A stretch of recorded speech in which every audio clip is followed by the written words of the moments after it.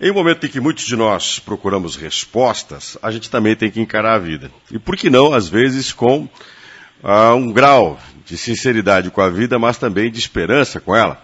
Eu converso agora com a autora de uma obra cujo título inspira muito ter que encarar a vida de frente. A vida não é do jeito que a gente quer. Eu converso com a doutora, pós-doutora em psicologia, que está fazendo uma palestra aqui em Maringá hoje. Eu converso com Karina Fukumitsu Okajima. Doutora Karina, bom dia. Bom dia.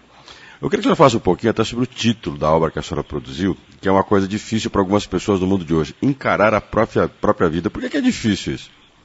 Porque a gente tem uma utopia de que quanto mais a gente tem, mais a gente é. E eu acredito que o ter é a falência do ser. A vida não é do jeito que a gente quer, a gente precisa sempre conquistar uma tolerância existencial, um certo discernimento de que, apesar da vida não ser do como nós queremos, a gente pode conduzi-la de uma maneira com qualidade, com serenidade e sempre com uma plena consciência de que tudo que a gente faz vai ter consequência. Agora a senhora usou uma palavra, inclusive, que está no título da sua obra, que é querer. As pessoas querem muito. Alguns falam assim, mas a gente tem que ter algumas ambições e metas. E a felicidade para algumas pessoas é atingir essas metas, essas ambições. As pessoas estão focando a vida no lugar errado? Normalmente, sim. É por isso que também, quanto mais essa pessoa ou as pessoas têm uma expectativa errônea que está fora do coração delas, fora da sintonia, elas acabam se decepcionando. Então, assim, eu acho que a gente precisa sempre se alinhar com os nossos desejos e com desejos que são possíveis da gente conquistar. Né? Não estou falando que a gente quer coisas impossíveis.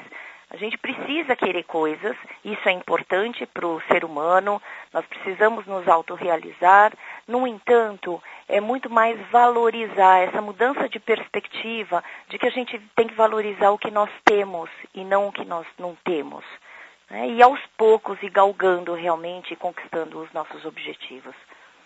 A gente tem desde pequeno hoje, é um desafio, né? As crianças nas escolas, elas são sempre aguçadas a essa busca do ter, a comparação com o colega do lado, e isso inspira para alguns o que é realmente o objetivo da vida. Como é que a gente pode educar, por exemplo, um filho? Como é que a gente pode ser um educador? Como é que a gente pode construir esse ambiente de que o querer não é tudo, o querer material? A gente tem que entender que a gente tem que ter paciência com a vida e, ao mesmo tempo, serenidade e acreditar naquilo que realmente vale a pena. Você falou uma palavra que eu gosto bastante, educador. Né? Educar a dor, no sentido que, primeiro, as pessoas precisam respeitar a própria dor, né? E segundo, nunca se compararem. Eu acho que a comparação é a verdadeira desgraça do ser humano, porque sempre a grama do vizinho vai estar mais verde do que a gente, sempre vai ter um mais à frente ou um mais atrás. Desde que a gente fale para as pessoas, para as crianças, para os adolescentes, de que cada um tem a sua maneira. E aí essa descoberta é realmente a grande aprendizagem. Né? Então, assim, evitar a comparação.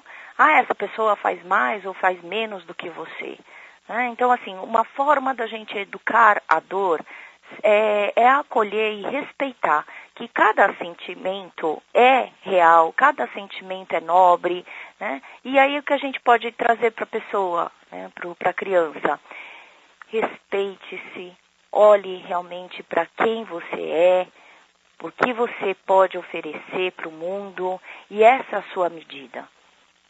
A gente vive numa sociedade com muita diversidade, a gente olha muito para os lados e vê que as pessoas agora têm uma grande liberdade, aparentemente pelo menos, de escolha. Mas só que ao contrário, as pessoas são meio intolerantes em relação às escolhas dos outros. E aí cria-se muita frustração, alguns não aguentam essa pressão, essa frustração. Como é que a gente entende isso? O ser humano que está cheio de opções à sua volta, mas não gosta muito da opção que os outros tomam. É por isso que realmente a gente precisa estar traçando o nosso caminho. A diversidade ela é muito importante, exatamente para a gente perceber que nós temos gostos diferentes, orientações diferentes, e o que cada vez mais eu enfoco é que as pessoas se apropriem dos próprios gostos, se apropriem das próprias singularidades. E isso é muito difícil. Assumir a tua responsabilidade existencial, os teus limites, os teus desejos e bancar as tuas escolhas e as tuas renúncias, eu acho que esse que é o segredo, né, para uma vida um pouco mais norteada para a tua singularidade, para a tua história. A gente vive muito da felicidade. Todo mundo quer ser feliz, a gente fala muito da felicidade, mas parece que as pessoas vivem em busca de uma felicidade muito, eu vou usar até o termo aí do Bauman, líquida. A gente nunca está feliz, a gente está insatisfeito.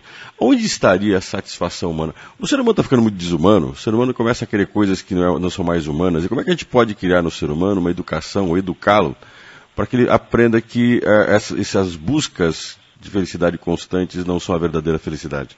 Pois é. A felicidade, ela não vem com F maiúsculo, e a felicidade não vem eternamente. É um erro grande a gente imaginar que a gente vai ter felicidade eterna, né? A felicidade são momentos de descuido, isso é Guimarães Rosa. São grandes momentos e momentos mesmo, que a gente começa a ter sintonia e aprender que alguns momentos são momentos significativos. O que é realmente significativo? As nossas relações. Se a gente se apoiar nas questões materiais, nas conquistas, nos títulos, fatalmente a gente vai ficar decepcionado, né? O apoio e as bases sempre precisam ser sólidas. Isso eu recebi dos ensinamentos orientais. Uma casa no Japão, ela sempre é construída com bases sólidas. Isso quer dizer que se a gente orientar, se a gente educar a pessoa a respeitar a própria singularidade e a própria base e história, né, a tendência é que ela não se apegue ou não procure lá fora o que realmente ela pode conquistar, né, através dos próprios recursos internos, do autoconhecimento, né, do respeito à sua singularidade.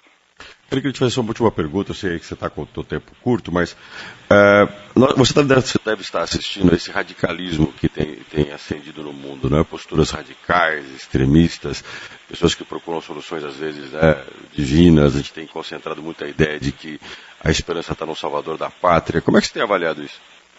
Pois é, eu acredito primeiro que quanto mais a gente precisa controlar externamente, isso pode ser uma sinalização de uma falta de controle interno.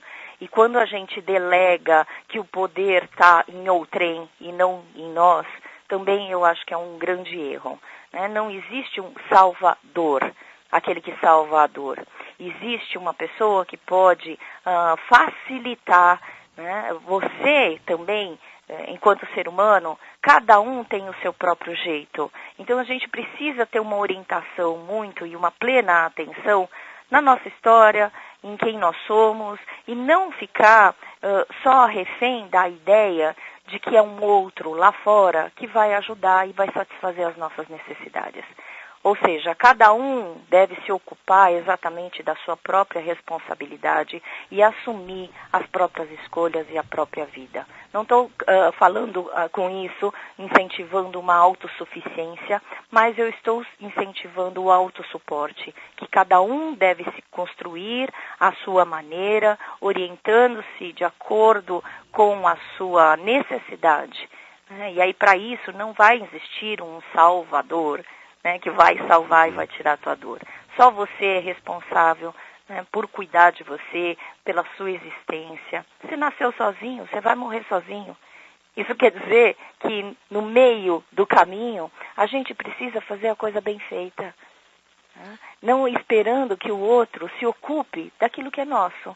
Se cada um fizer a sua parte, eu acredito que a gente tende, né, a conseguir conquistar realmente uma autonomia, inclusive social. Karina, muito obrigado por essa conversa. Muito obrigada, Silvio. Vou querer deixar aqui meu depoimento do trabalho da Karina Fukumitsu, que é fantástico. A gente conversa algumas vezes sobre o trabalho dela e eu admiro muito, principalmente a capacidade que ela tem de entender que o ser humano tem que ser mais original, deve ter mais consciência do que é e não ficar buscando modelos prontos. Parabéns pelo seu trabalho, Karina.